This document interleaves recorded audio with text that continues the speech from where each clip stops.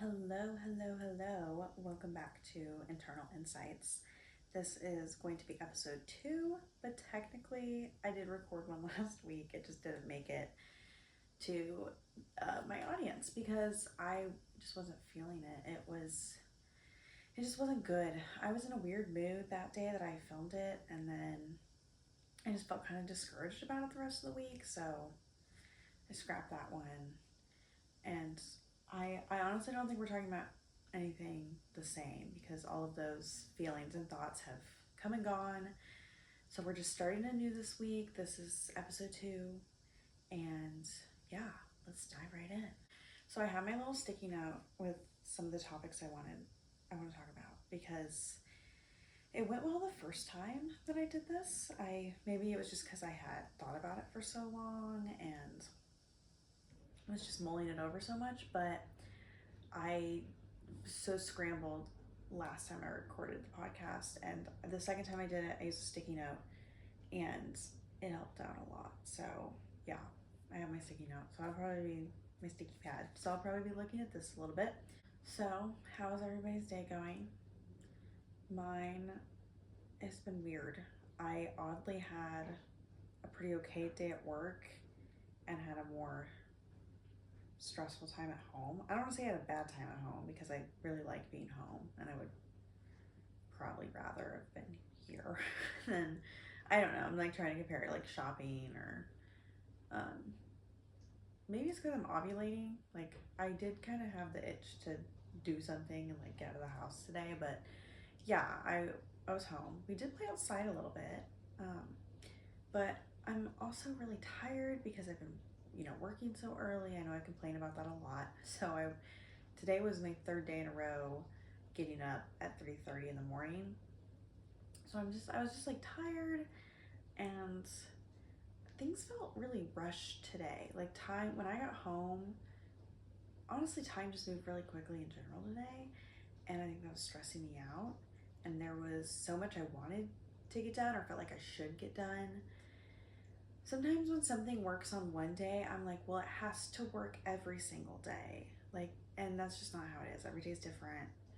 And even if I have a few similar days, like today was just a different kind of day. And it was hard, but now I'm cozy with my heating pad. Again, I'm ovulating and I'm cramping horribly. Um, I feel like ovulation gets made out to be this glamorous, wonderful period. These like few short days that you get to feel like yourself and be awesome and do everything you like. Or how do I want to say it? Do everything you need to do. But like that's what your luteal phase is for. I thought like that's like the get shit done phase. But I feel like the internet and like the meme culture surrounding cycle syncing really paints ovulation as like this is the only time of the month where you're gonna feel 100%. And I honestly don't feel 100% when I'm ovulating. I feel kind of all over the place, like a little frantic when I'm ovulating. It's probably my hardest phase to feel like I'm in control during. I feel like I don't like being on my period, but I feel very reflective and more journal focused and things when I'm on my period. So I'm in my planner a lot more, or at least getting my thoughts out on paper more.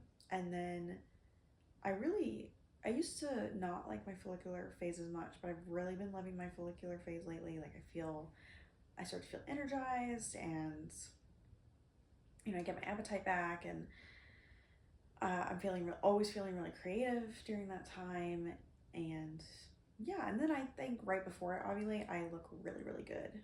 And then I start ovulating and I start like breaking out again, and I'm tired, and I am like insatiable. I was like on the fence because I feel like I've been predicting when I'm ovulating too soon because I look in the mirror and I'm like, oh my God, I look amazing. I look the healthiest I've ever looked in my whole life. And then, so I think I'm ovulating because that's when that's supposed to happen, at least in my head and the things that I've consumed recently.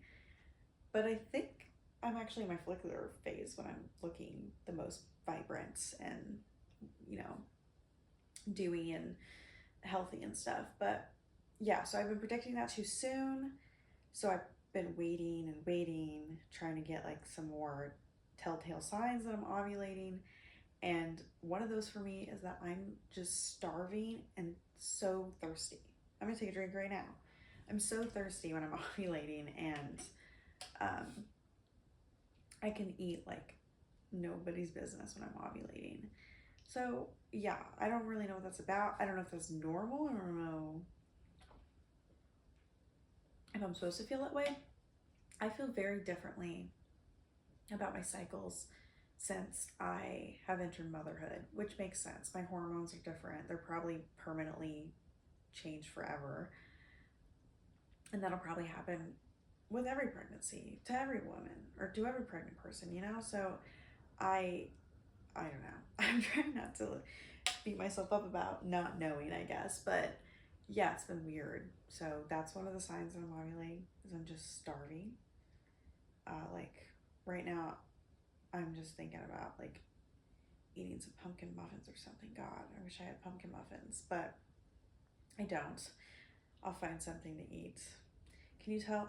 Can you tell that I did some gardening before this because I'm just sitting here talking about the muffins I want to eat. I don't know. Again, today was kind of stressful to get back to the original topic. I was really just looking forward to doing a little bit of gardening, sitting up, cozying up on the couch, and just yapping away. I feel like this is probably going to be a rambly episode. It might be a long episode. I thankfully don't work at 3:30 in the morning tomorrow.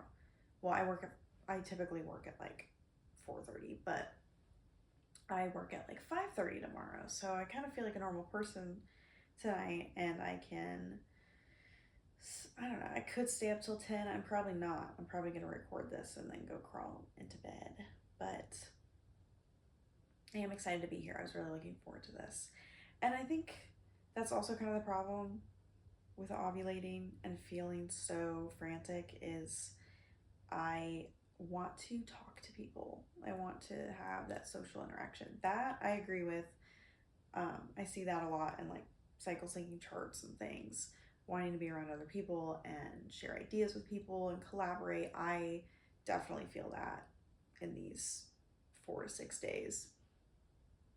So yeah, today was on the harder side, kind of a weird day because it was flip flops. Normally I go to work and I'm miserable, and then I come home and I'm like, oh, everything's lovely. It's like I didn't even go there. But honestly, today was pretty good. So I don't know. It's odd because things have been hard at work, but I feel like the camaraderie between the people I work with is like we can really get into the groove with each other, I feel like, and just if we're not understaffed or too busy, like we can really have a good day, I think. So that was nice. It really makes my heart happy to know that I can still have good days at my job that I want to leave so terribly. But yeah, speaking of things ending, I have been getting the Tower card in my tarot readings so much recently. And I say so much, it's actually not that much. I did a reading, so I had a horrible day on Friday at work. It was bad. I almost quit. And then, so I came home and I did a tarot reading about it, and it was really insightful. But one of the things that I pulled was the Tower. I'll be right back. I need to clean my glasses. Okay, I'm back. Sorry, I had to clean my glasses. It's like super crystal clear now. All the little spots were distracting me. I felt like my eyes were really bouncy. But anyways, the Tower. So did a spread on Friday about career-based things. Got the tarot card, which doesn't really surprise me, but we'll get there. And then I have been having to backtrack even further. I've been having really weird, vivid dreams recently, and I'm somebody who dreams and has vivid dreams pretty often, but I started to notice a pretty consistent pattern, and I thought it was just because I was on antibiotics, but they're not really going away. The theme has kind of changed, but I'm still having these very vivid, like waking up and feeling emotional dreams. But the first batch of them was all about going on a journey. Like one of them was me climbing through a playground and like trying to complete my way through this. It was giant playground.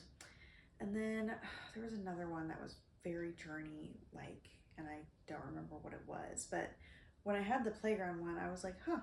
It's like that's the second dream I've had where I like started somewhere and I had some obstacles to get through and like there was an end goal and it felt very journey like.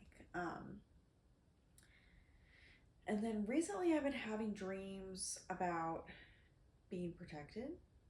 And so I did a spread on that, kind of, sort of.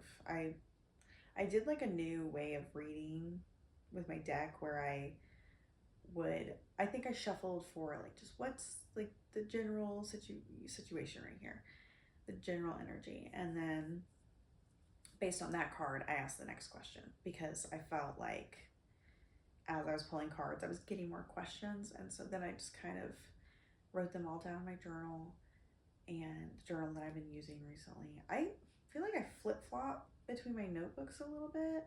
I think I might be someone who needs to have multiple kinds of notebooks because sometimes I feel really heavy into like reflection journaling and I guess more like diary keeping rather than even like planning or intentional. Well, I guess like keeping a diary is intentional journaling. I guess just I'm not like these are my morning pages. I'm just gonna brain dump. Like I have tarot spreads and thoughts and ideas and and reflections and things, but yeah, or it's not like a memory keeping journal would be maybe more what I'm trying to say. Like I just kind of put whatever in there without having a prompt is what I'm trying to say, I guess. But I've been really into that. So I just sat there and I did my thing, but I got the tarot card again and I forget what about that situation was the tarot. I guess I could go get my journal. I'll be right back. Oh, okay. So yeah, it was kind of freaked me out because the question was, what's the next step then? And the answer was the tower. And I was like, oh, well, that doesn't really feel like a next step, but what did I write? I literally just, okay, I wrote some other stuff in relation to the actual art of the card, but then the tower means destruction. I got it in my work spread too. It seems like big changes are coming. And then in parentheses, I wrote shocker in the year of the horse. So that wasn't very insightful of me, but yeah, it seems to be destruction, crumbling of something is on its way to me. But that's okay. Tower's good because this is change that's inevitable. This is change that needs to happen. It means something is already on an unfortunate surface. And unfortunate surface. It means something's already on the rocks. And this is just the breaking point. The quick, like, rip the band-aid off. So yeah, that's okay. I think change like that can be scary. I think I'm somebody who thrives in change pretty well and I'm pretty adaptable to change and I actually enjoy change sometimes.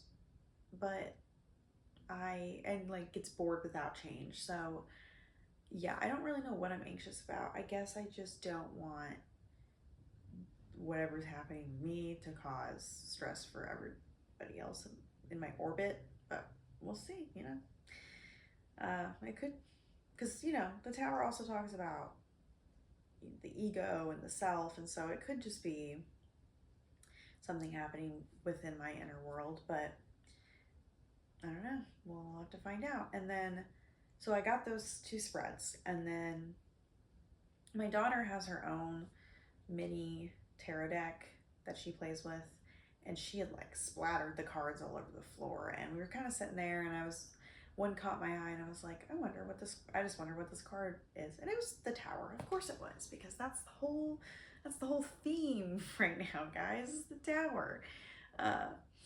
For me, and I think for a lot of other people, which I will explain, but yeah, destruction is necessary, unfortunately. And I think I'm with the work situation, it makes sense.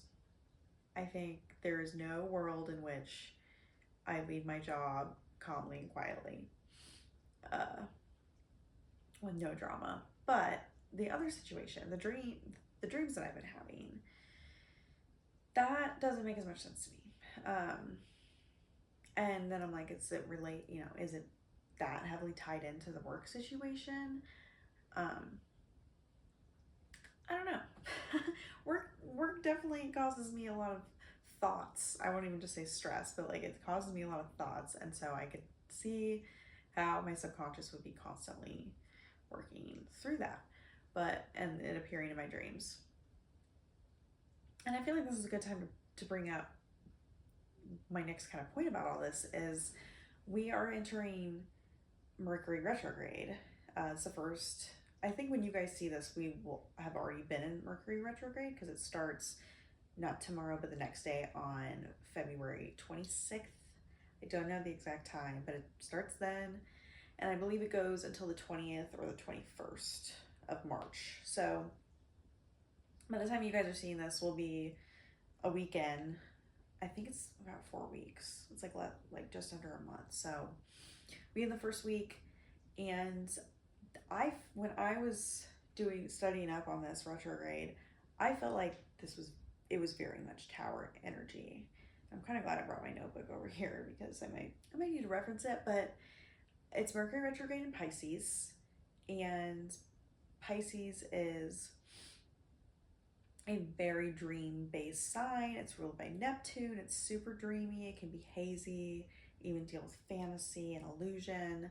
So it makes sense that my dreams are the way they are because it being in Mercury and being the planet of communication, I do feel like my subconscious is trying to tell me something a lot, and I feel very intertwined with that, with the dream world and my conscious self. So it doesn't really surprise me that the tower energy is showing up in that aspect of my life too. But yeah, so I'm gonna try to be better about keeping track of my dreams, at least for Mercury retrograde, because I think there's going to be a lot of importance for a lot of people in the dream world. So yeah, I'm pretty excited. I've always had super crazy vivid dreams. Like I can think of I don't know if I can describe it to you. Think of one dream that I had when I was like, I was probably a little older, like 5 or 6. I can think of a couple. I might even have been younger in this one. I used to have this reoccurring dream, and the first one that I can remember is I would go into my parents' room and I would open their closet, and it would be like this luscious fridge, like all these fruits and leafy greens coming out, and like sausage links and stuff, like just crazy beautiful fridge. And it wouldn't be like lit up like a fridge, like it'd be lit up like a closet, but it had fridge qualities inside the closet. So I remember that one. I had that one kind of reoccurring as a kid, and then the one I thought of first was I was in Scooby Doo kind of, but Fred had like a mustache, and I was walking through my bathroom, and the vent in that bathroom like led me to this Scooby Doo episode or something. I don't know. I've always had kind of weird dreams, and a few weeks at work, I told a coworker a dream that I thought was pretty humorous, and she was like, "You're an interesting person." And I was like, "Oh, so not everybody's having whack ass dreams like this because I sure am." And then in high school, I was having these horrible, horrible dreams, and turns out I had PTSD, and those dreams continued to stay horrible and hard for a long time. But again, like I feel very intertwined to my subconscious and my dream world and that realm of me, and so I'm not surprised that it fluctuates with me throughout life, but I'm excited to see what I dream about. I'll say that. I have a few exercises that I think I want to go through for the Mercury retrograde, because I don't want to bore you too much with the details of it. I'm making like a graphic or like a magazine page article kind of situation about it that I'll figure out how to upload to the internet. Okay, so the first one I have is name 3 non-negotiable values. Are these values present in your life areas? And I chose the word values because I feel like Pisces calls on you to reflect internally and to not let the influence of other people tell you what you should be doing or how you should be feeling about things. Because I think Pisces can be very malleable because they are empathetic, but I think to a point where they start to take on too much of other people and how they feel. So I think sitting down and being like, these are my values. This is what I value in, love and money and blah, blah, blah. And making sure that you're aligned with that. And what better time to do it than Mercury and Pisces? It's the perfect time to reflect. So that's what retrogrades do, baby. They let you reflect for a second. So that's the first one. The second one is take a silent shower and feel what you need to feel in the water, and also see what comes to you. I added that in the graphic, but obviously water is important because we're in a water sign, and I think taking a quiet shower, even with like the lights off, can really invite some thought or some meditation, even to like see what is on your mind, like what pops up. And I think that's important during Pisces because things can get kind of floaty, like they can kind of branch out and might not be able to grab them as easy. And so I think just in like the busyness of things, so I think just taking a moment and being quiet and seeing what floats through and taking note of that and how you feel is not a bad idea. Okay, and then I took a page out of my own book and I said, start a dream journal and pull a tarot card to evaluate the message, because I felt like the dream may have been romantic, and what I actually think it was about now that I've done the tarot pulls is protection. And so I think using tarot as like a tool to work through what you were feeling in the dream and what symbolism was happening in the dream, they can go hand in hand. Okay, and then number 4 is do a body scan. What needs attention? And when I was doing my research, it was talking a lot about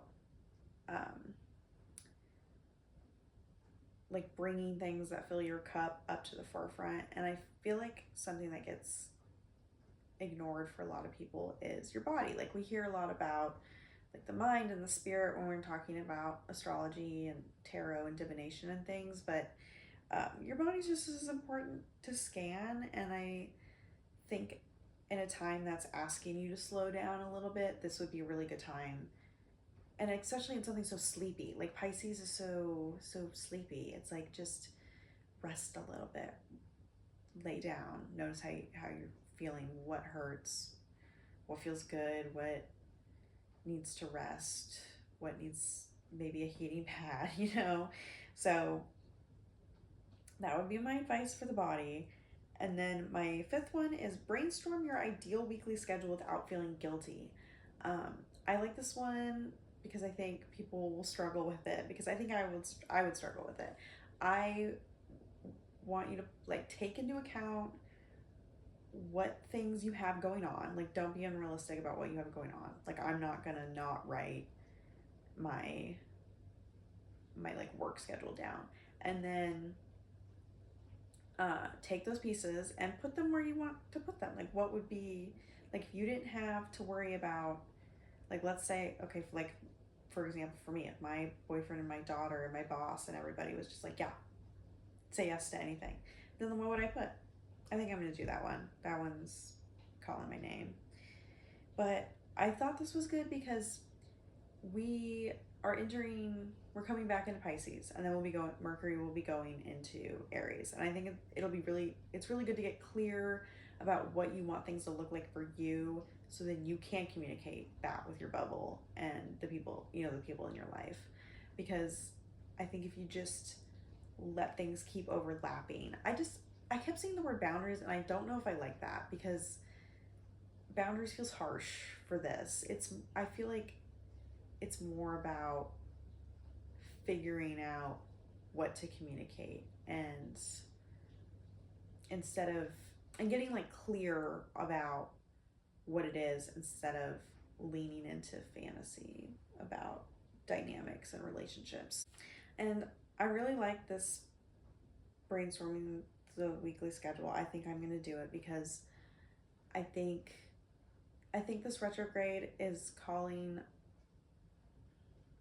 I think this retrograde for me, okay, for me personally, I feel like this retrograde is asking you to evaluate the past cycle and how your dynamics have been working throughout as Mercury has moved through this journey.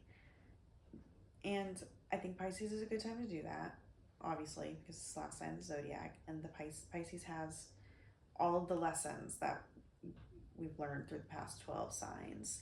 And so I think making sure your weekly schedule is feeling right is so important, because then you can communicate that to your loved ones. Like, instead of being like, oh, I don't know when the best time to do this is, or blah blah blah blah, and like just creating tension. Like, you can just say clearly, like, I am going to go grocery shopping on this day, I am going to go to Pilates on this day, I'm hanging out with a friend this day. Like, you can get some more clarity on those things.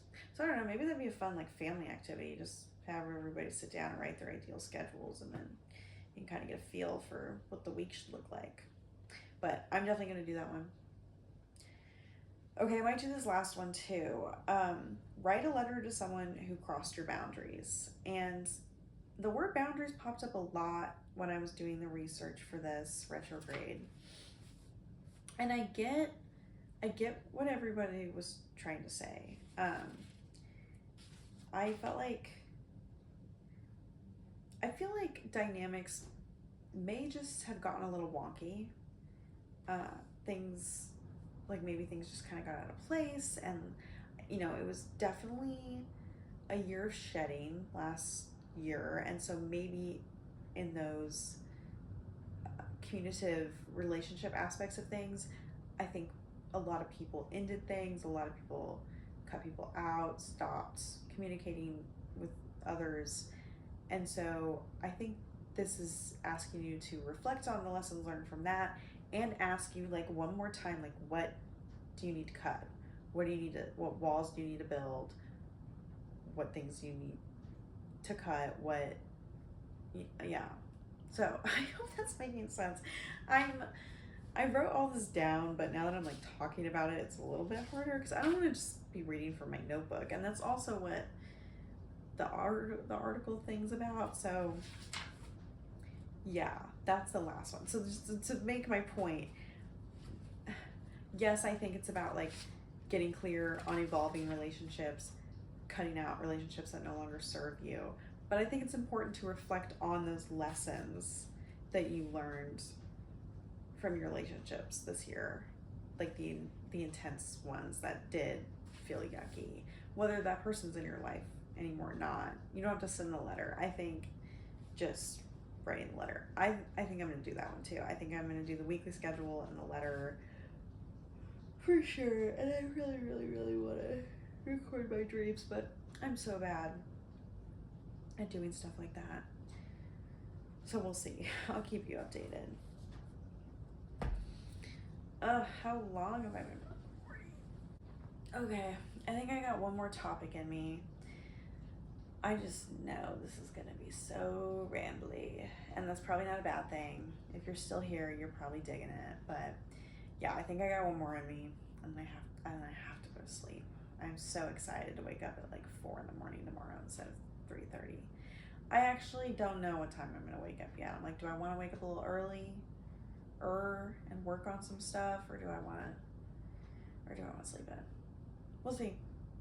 We'll see what happens in the morning. But something that has kind of been plaguing my mind recently is maybe a little silly, but I think somebody out there will relate to this. I stopped shaving my armpits at some point in the fall, and it's long. My armpit hair is long. You can tell I have armpit hair when like my armpits are exposed, and it doesn't bother me. I actually kind of like it. I think it looks good on me. I think it suits me.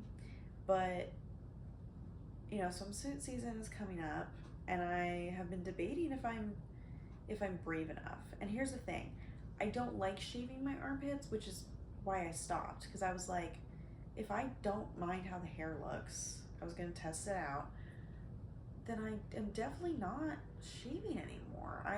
I just, shaving my armpits hurts, and I can never not have ingrown hairs, and I don't like the way like the deodorant feels all like slippery on my skin, and then like I'm just irritating my skin because I'm shaving it so that I'm sweating more, and I don't know. I just feel so much cleaner now that I have hair under my armpits. But yeah, I don't know. I'm still just like a person in society, so I'm curious if I'm gonna be brave enough to not do it this year. And I have a daughter, and I don't want her to feel like shaving is a necessary part of life, because it's really not. My life is so not different since I stopped shaving my armpits. Like nothing has changed. I wear all the same things. I have the same amount of sex. My friends still talk to me. Nobody points and laughs at me. Like I just have armpit hair, and that's that. Nothing bad has happened. So yeah, I don't know why I'm looking down here. It just says to shave or no. It's not helpful. But I also know like a pool's a little bit of a different scene. I don't know. I haven't been to a pool in a while.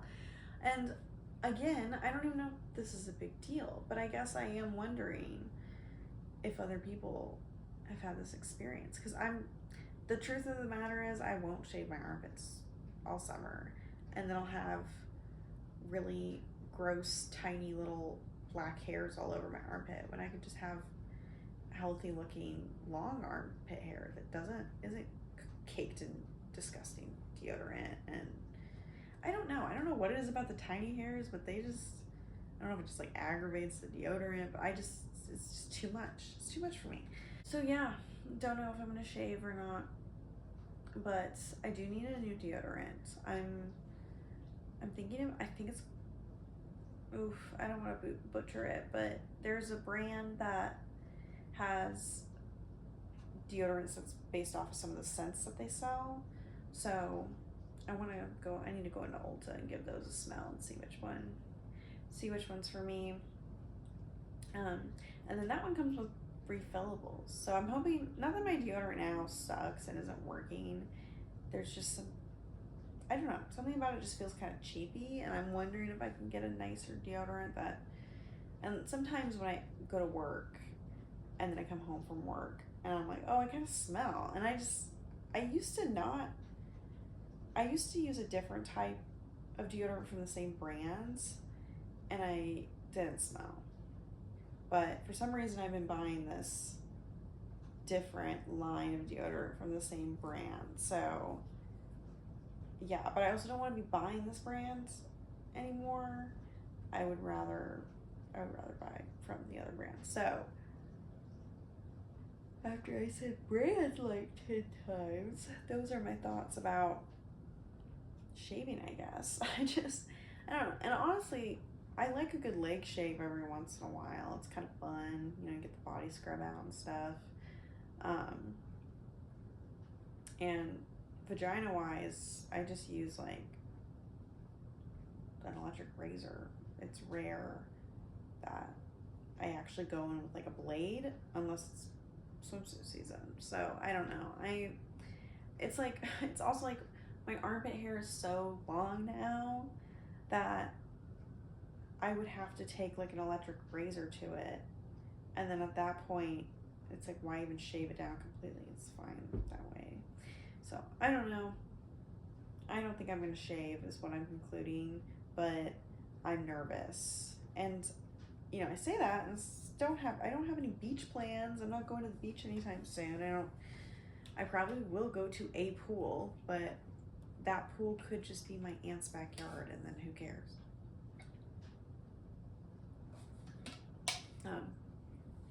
But yeah, I want my daughter to grow up in a world where she doesn't have to shave if she doesn't want to.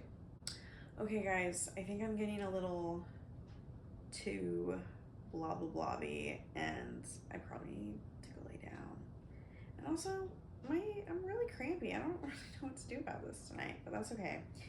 I hope you guys have a wonderful week. I hope you're having a wonderful Mercury retrograde. I hope you're doing some journaling, some self-care, some sleeping because it's in Pisces, and yeah, I will see you guys next week. Mwah.